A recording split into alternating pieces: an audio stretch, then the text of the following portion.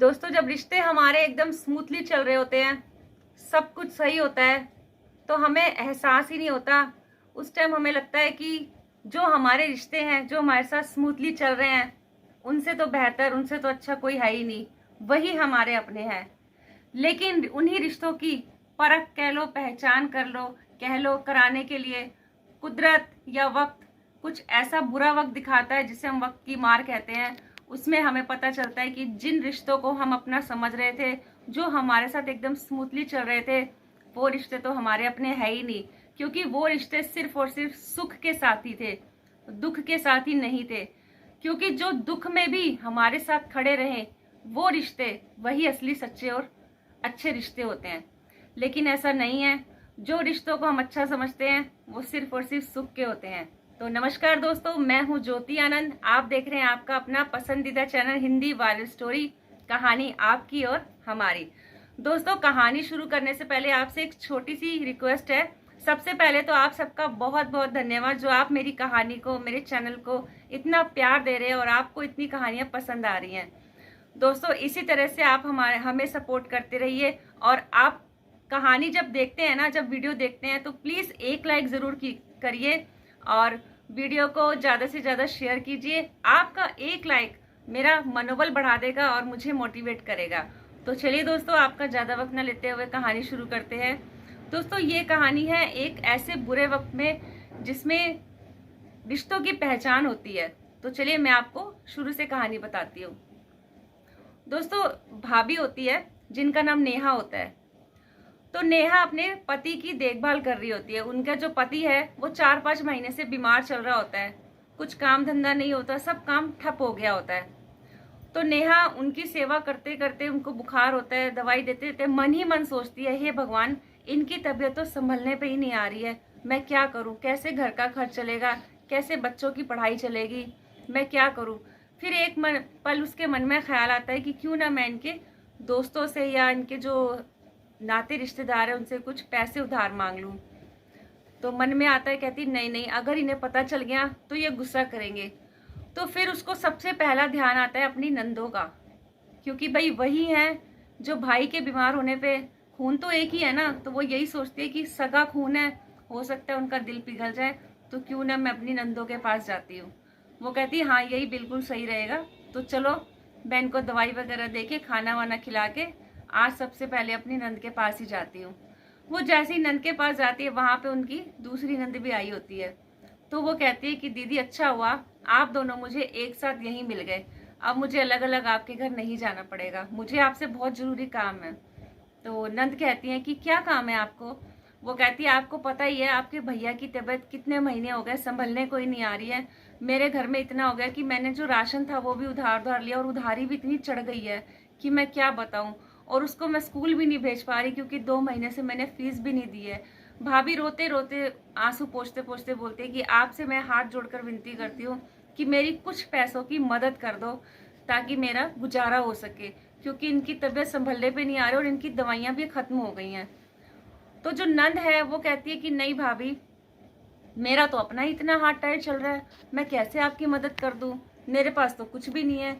वो कहती है भगवान ना करे दीदी आपका हाथ टाइट हो, लेकिन अभी आप मुझे मदद की बहुत ज़्यादा ज़रूरत है। मैं आपसे रिक्वेस्ट कर रही हूँ, हाथ जोड़ रही हूँ, आप मेरी मदद कर दो।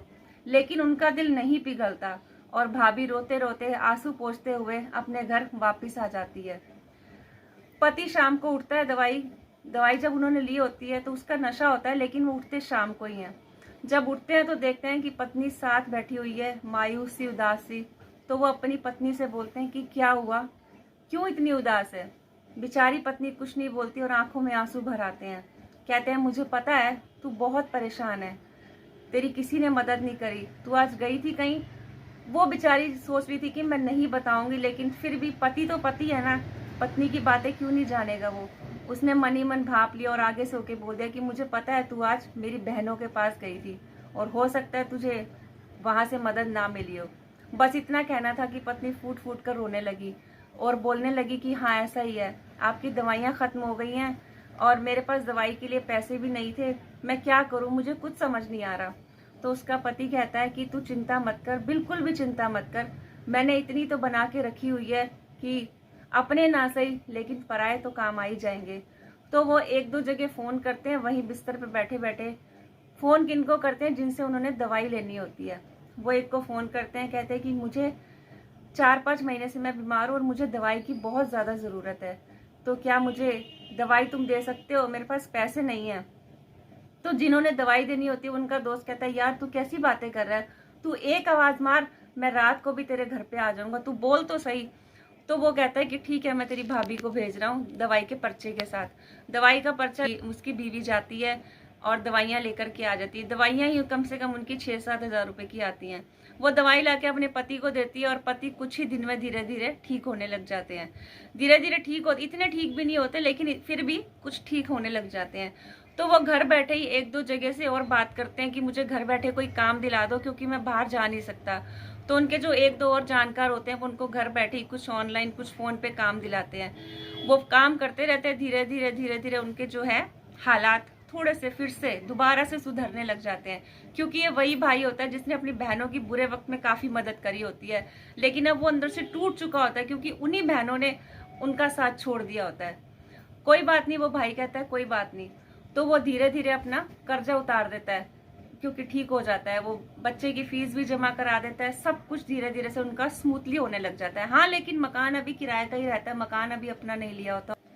एक दिन में पति पत्नी खाना खा रहे होते हैं तो अचानक ही दरवाजे पे दस्तक होती है। भाभी दरवाजा खोलती है तो देखते हैं कि उनकी छोटी बहन आई होती है। तो वो आती है और कहती है आते ही भैया से कि भैया, मेरे सर पे बहुत बड़ी मुसीबत आ गई है। इनका जो काम धंधा चल रहा था अच्छा सा, वो बिल्कुल ठप हो गया है। मुझे आपकी मदद की जरूरत है। लेकिन भाई को गुस्सा आ जाता है। गुस्सा क्यों आता है? क्योंकि उसने उसकी पत्नी को बिल्कुल ऐसे खून के आंसू रुला करके अपने घर से भेजा था। उन्होंने कहा तुम मुझसे मदद क्यों मांगने आई हो? मेरी बीवी जब तुम्हारे पास आई थी तुमने उसको बिल्कुल मदद नहीं करी थी। मैं भी तो तुम्हारा सगा भाई था ना। ये तुम्हारे आगे कितना रोई, कितने हाथ जोड़े, लेकिन तुमने बोल दिया कि नहीं, हमारे पास नहीं है, हम नहीं कर सकते हैं। तो भाई कहता है कि तू वो वक्त भूल गई जब पहले भी तेरे पे बुरा वक्त आया था तो मैंने आगे होके तेरी मदद करी थी। आज फिर से तूने वही बात कर दी। तो वो कहती है भाई मुझे माफ कर दे, मैं भूल गई थी, मैं समझ ही नहीं पाई कि कैसे वक्त की मार दोबारा पड़ गई है, तुम मेरी मदद कर दो। लेकिन भाई सरासर मना कर देता है। लेकिन भाभी तो भाभी है। भाभी कहती है आप बिल्कुल भी चिंता मत करो दीदी, मैं आपकी मदद करूंगी। तो वो कहता है कि तू पागल हो गई है, तुझे नहीं पता इसने तेरी मदद नहीं करी थी, हमें कितना खून के आंसू रुलाया, हम पैसे के लिए मोहताज हो गए थे। अरे बुरा वक्त तो इसीलिए होता है कि हम आपस में एक दूसरे से जुड़े रहें, एक दूसरे का साथ दे। जब अपने ही साथ दे छोड़ देंगे तो फिर क्या करना है ऐसे रिश्तों का। तो वो भाभी कुछ नहीं सुनती और अपनी नंद की मदद कर देती है। बोलती है कि आपको कितने पैसों की जरूरत है? वो बोलती है कि मुझे 15,000 रुपए की। तो भाभी अपनी नंद को 15,000 रुपए निकाल के दे देती है और साथ ही बोलती है कि दीदी एक बार जरूर याद रखना आप कि बुरे वक्त में हमेशा अपने ही अपनों के काम आए, ऐसा कुछ रिश्ता निभाना। क्योंकि अपने जो है हमेशा सुख के साथ ही नहीं होने चाहिए, दुख के भी होने चाहिए।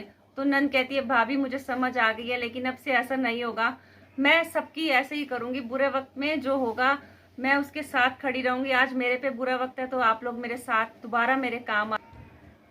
तो नंद कहती है कि भाभी मैं भी यही अब करूंगी, जब मेरा वक्त सही होगा तो मैं भी किसी अपने के, जिस पे भगवान ना करे कोई मुसीबत आई हो, तो मैं उसके काम आऊंगी। भगवान मुझे इस काबिल दोबारा बना दे कि मैं भी सबकी मदद कर सकूं। तो दोस्तों ये थी आज की कहानी, जिसमें आपको पता चला कि वक्त की मार कैसे दोबारा पड़ सकती है किसी पे भी। दोस्तों आपके साथ भी इसी तरह की घटना घटी होगी, आपके किसी अपने ने, आपके किसी सगे ने आपका साथ छोड़ा होगा बुरे वक्त में। अगर ऐसा हुआ है तो मुझे कमेंट बॉक्स में जरूर बताइएगा। तो अपनी कहानी आप मुझसे शेयर कर सकते हैं। और जाते जाते फिर से यही कहूंगी, वीडियो अच्छी लगी हो तो लाइक करें, शेयर करें और मुझे कमेंट्स करें। चैनल सब्सक्राइब नहीं किया तो प्लीज सब्सक्राइब कर लें। तो मिलते हैं इसी तरह की अगली कहानी में। तो नमस्कार दोस्तों, मुझे इजाजत दीजिए।